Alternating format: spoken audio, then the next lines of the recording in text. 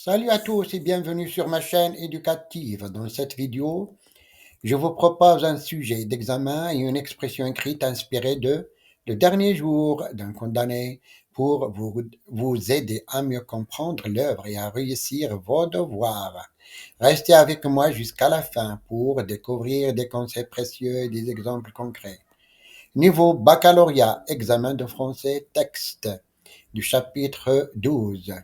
Je répète, chapitre 12, roman Le dernier jour d'un condamné. Le texte, je lis. Je suis revenu m'asseoir précipitamment sur ma paille, la tête dans les genoux. Puis mon effroi d'enfant s'est dissipé et une étrange curiosité m'a repris de continuer la lecture de mon mur. À côté du nom de Papavoine, j'ai arraché une énorme toile d'araignée, tout épaissie par la poussière étendue à l'angle de la muraille. Sur cette toile, il y avait 4 ou 5 noms parfaitement lisibles, parmi d'autres dont il ne reste rien qu'une tache sur le mur. D'autant 1815, Paulin 1818, Jean-Martin 1821, Castaing 1823. J'ai lu ces noms. Elle est lugubre. Souvenirs me sont venus. D'autant celui qui a coupé son frère en quartier et qui allait la nuit dans Paris, jetant la tête dans une fontaine et le tronc dans un égout. Paulin, celui qui a assassiné sa femme. Jean Martin, celui qui a tiré un coup de pistolet à son père au moment où le vieillard ouvrait une fenêtre. Castin, ce médecin qui a empoisonné son ami et qui, le soignant dans cette dernière maladie qu'il lui avait faite, au lieu de remède, lui redonnait du poison. Et auprès de cela, Papavoine, l'horrible fou qui tuait les enfants à coups de couteau sur la tête. Voilà, me disais-je, et un frisson de fièvre me montait dans les reins. Voilà quels ont été avant moi les hôtes de cette cellule. C'est ici, sur la même daille où je suis, qu'ils ont pensé leur dernière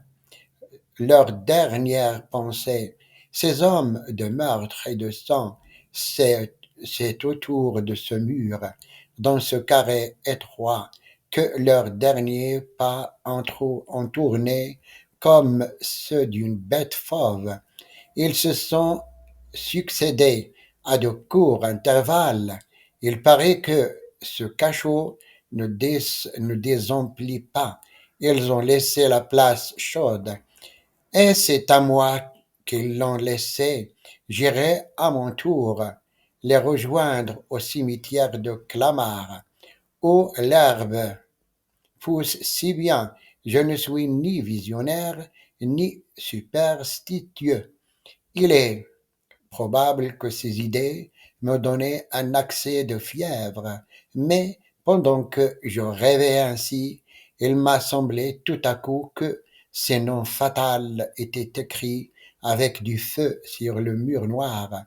Un tintement de plus en plus précipité et a éclaté dans mes oreilles. Une lueur rousse a rempli mes yeux et puis il m'a paru que le cachot était plein d'hommes étranges, qui portaient leur tête dans leur main gauche et la portaient par la bouche, parce qu'il n'y avait pas de chevelure. Tout me montrait le poing excepté le parricide. J'ai fermé les yeux avec horreur. Alors j'ai tout vu, plus distinctement, rêve, vision ou réalité. Je serais devenu fou si une impression brusque ne me révélait à temps. J'étais près de tomber à la renverse lorsque j'ai ressenti se traîner sur mon pied nu un ventre froid et des pattes velues. C'était l'araignée que j'avais dérangée et qui s'enfuyait. Cela m'a dépossédé en les épouvantables spectres.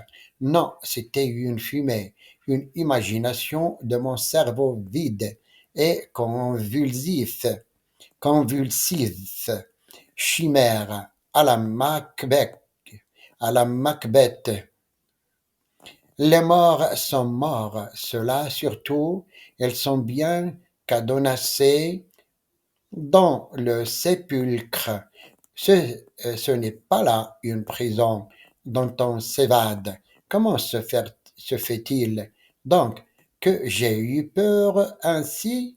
La porte du tombeau ne s'ouvre pas en dedans. Passons maintenant à la question de compréhension 1. Quel est le sentiment dominant exprimé dans ce texte? Question 1. Quel est le sentiment dominant exprimé dans ce texte? La réponse. Le sentiment dominant est la peur. Le narrateur exprime une peur intense et inexplicable qui le paralyse et le plonge dans un état de panique. Question 2. Quels sont les éléments que le narrateur essaie d'évoquer pour se rassurer? Pourquoi cela ne fonctionne-t-il pas au début? Question 2. Quels sont les éléments que le narrateur essaie d'évoquer pour se rassurer? Pourquoi cela ne fonctionne-t-il pas au début? La réponse. Le narrateur essaie d'évoquer le visage de sa mère et l'image de son père. Cela ne fonctionne pas au début car ils se sont incapables de se souvenir d'eux, ce qui renforce son sentiment de solitude et d'horreur. Question 3. Comment le narrateur parvient-il finalement à surmonter sa crise de panique? Question 3. Comment le narrateur parvient-il finalement à surmonter sa crise de panique? La réponse. Le narrateur surmonte sa crise en buvant une gorgée d'eau froide. Cette action physique l'aide à se recentrer et à retrouver son calme. Question 4. Quelle image utilise-t-il pour décrire son état de solitude extrême? Question 4. Quelle image utilise-t-il pour décrire son état de solitude extrême? La réponse. Il utilise l'image du néant. Il se sent seul au monde, sans parents, sans maison, sans souvenir, comme si tout avait disparu dans le vide. Question 5. Quelle question se pose le narrateur à la fin du texte? Question 5. Quelle question se pose le narrateur à la fin du texte? La réponse. Il se demande pourquoi il a eu si peur et comment une telle crise a pu se produire. Il s'interroge sur la raison de cette panique absurde. Passons maintenant aux questions d'analyse et de langue. Question 1. Identifier et analyser la figure de style dans la phrase. Un froid intense paralysait mes membres. Question 1. Identifier et analyser la figure de style dans la phrase. Un froid intense paralysait mes membres. La réponse. La figure de style est une personnification. Le froid, qui est une sensation, est décrit comme ayant la capacité de paralyser, ce qui est une action humaine. Cet effet met en évidence l'intensité de la sensation ressentie par le narrateur et son impact physique. La question 2. Relever deux expressions qui montrent l'état physique du narrateur. Question 2. Relever deux expressions qui montrent l'état physique du narrateur. La réponse. Deux expressions sont tout mon corps tremblait et mes dents claquaient. Ces expressions soulignent l'intensité de la peur et de l'angoisse ressentie par le narrateur, manifestée par des réactions physiques involontaires. Question 3. Analysez l'emploi des temps verbaux dans le premier paragraphe. Quel est l'effet produit? Question 3. Analysez l'emploi des temps verbaux dans le premier paragraphe. Quel est l'effet produit? La réponse. L'emploi dominant et l'imparfait. Trembler, claquer, me sentir exprime la durée et la continuité de l'état émotionnel et physique du narrateur. Cela crée une atmosphère d'angoisse persistante et immersive. La question 4. Quelle est la nature et la fonction de la proposition subordonnée dans la phrase? Je me sentais incapable de formuler une idée, d'analyser mes sensations. Question 4. Quelle est la nature et la fonction de la proposition subordonnée? La proposition subordonnée dans la phrase. Je me sentais incapable de formuler une idée, d'analyser mes sensations. La réponse. La proposition subordonnée est complétive. Elle complète le sens du verbe sentait et exprime l'incapacité du narrateur. Question 5. Réécrivez la phrase suivante au registre soutenu. J'ai peur. Réécrivez la phrase suivante au registre soutenu. J'ai peur. La réponse. J'éprouvais une crainte ou j'étais envahi par la crainte. Question 6. Quel est le champ lexical dominant? Dans le texte donné, trois exemples de mots appartenant à ce champ lexical. Question 6. Quel est le champ lexical dominant? Dans le texte, donnez trois exemples de mots appartenant à ce champ lexical. La réponse. Le champ lexical dominant est celui de la peur et de l'angoisse. Exemple, peur, trembler, horreur. Question 7. Expliquez l'expression. La porte du tombeau ne s'ouvre pas en dedans. Question 7. Expliquez l'expression.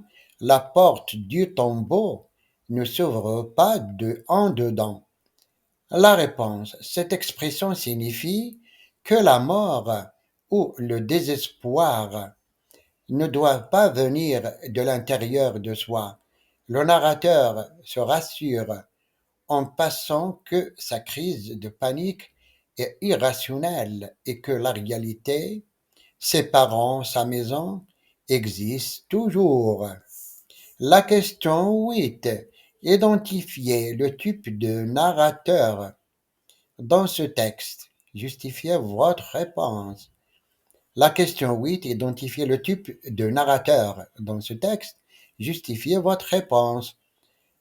La réponse. Le narrateur est autobiographique. La narration est à la première personne, je, et relate des sentiments et des expériences personnelles. Question 9. Proposez un synonyme pour le mot titubant, titubant, et un antonyme pour le mot soulagement. Question 9. Proposez un synonyme pour le mot titubant et un antonyme pour le mot soulagement. La réponse. Le synonyme de titubant, chancelant. L'antonyme de soulagement, angoisse. Question 10. Transformez la phrase suivante à la forme interrogative directe. Pourquoi cette crise? Question 10. Transformez la phrase suivante à la forme interrogative. Interrogative indirect. Pourquoi cette crise? La réponse. Il se demande pourquoi il avait cette crise. Passons maintenant à la production écrite. L'énoncé. La peur est une émotion humaine universelle. Pensez-vous qu'il est important d'affronter ces peurs? Développez votre point de vue dans un texte argumentatif en vous appuyant sur des exemples concrets. Je répète le sujet. La peur est une émotion humaine universelle. Émotion humaine universelle. Pensez-vous qu'il est important d'affronter ces peurs? Développez votre point de vue dans un texte argumentatif en vous appuyant sur des exemples concrets. Les critères de la correction, conformité à la consigne, cohérence de l'argumentation, organisation du texte, la correction de la langue et la mise en page et ponctuation. Maintenant, on passe à la correction de la production écrite. La peur, émotion humaine fondamentale, traverse les âges et les cultures, se manifestant sous diverses formes, du simple tract à la terreur paralysante. Si certains l'aperçoivent comme un signal d'alarme nécessaire à la survie, d'autres y voient un obstacle à l'épanouissement personnel. Dès lors, est-il réellement important d'affronter ces peurs ou est-il préférable de les éviter pour garantir une certaine tranquillité? Affronter ces peurs est essentiel pour plusieurs raisons. Tout d'abord, cela permet de dépasser ses limites et de renforcer sa confiance en soi. En effet, chaque peur surmontée est une victoire qui accroît l'estime de soi et ouvre de nouvelles perspectives. Par exemple, une personne timide qui ose prendre la parole en public malgré sa peur du jugement développe non seulement ses compétences oratoires, mais aussi sa capacité à s'affirmer. De même, un individu qui a le vertige et décide de faire de l'escalade en surmontant sa peur du vide éprouve un sentiment d'accomplissement immense. Ensuite, affronter ces peurs favorise l'apprentissage et l'adaptation. La peur est souvent liée à l'inconnu. En allant au-devant de ce qui nous effraie, on découvre de nouvelles réalités et on acquiert des compétences précieuses. Un étudiant qui a peur de l'échec peut, en travaillant assidûment et en demandant de l'aide, transformer cette peur en motivation et réussir ses examens. De même, une personne qui craint de parler une langue étrangère peut, en pratiquant régulièrement, améliorer son niveau et s'ouvrir à de nouvelles cultures. De plus, affronter ses peurs permet de vivre pleinement et de ne pas se laisser dicter sa vie par des limitations auto-imposées. Éviter ses peurs, c'est se priver d'opportunités et se confiner dans une zone de confort restrictive. Une personne qui a peur de l'avion et refuse de voyager rate des expériences enrichissantes et des rencontres potentiellement marquantes.